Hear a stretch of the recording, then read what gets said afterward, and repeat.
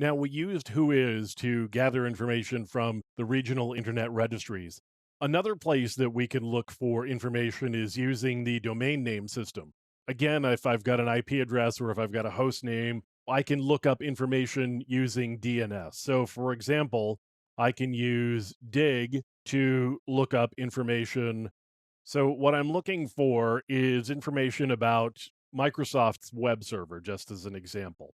Now, what Dig tells me is it provides me a lot of really detailed information about the query that I actually made, as well as the answer. And then I've got the query time in the server that we used. In this case, what I'm looking for is an A record, which is an address. So I have given it a host name, and what I'm looking for is the IP address back. What I've got is a C name back, which is a canonical name. And then what I'm getting back is another canonical name. And finally, we look up the canonical name that we've got, and we've got an IP address. The canonical name is just really an alias. So if you see CNAME, it's just another host name that is an alias for the host name that you provided. Eventually, you'll get your IP address back. So I can also do a dig on an IP address. Ideally, I should be able to get a host name back from it.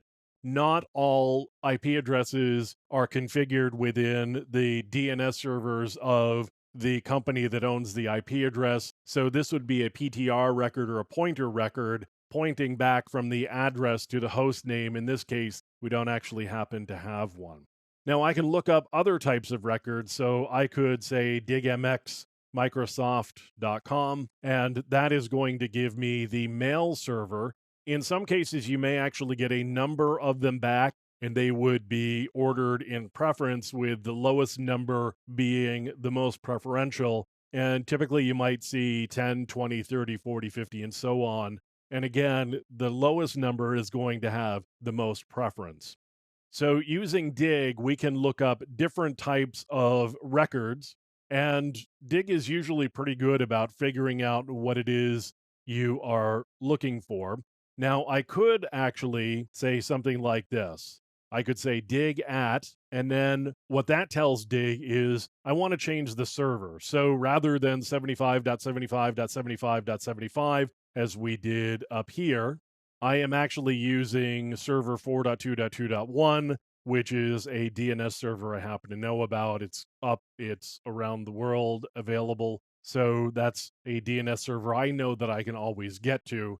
I'm checking that one and pulling the information, and I'm getting that back as well. So if I want to check against a different server, I can say dig at and then either the IP address or the host name of the DNS server that I want to use.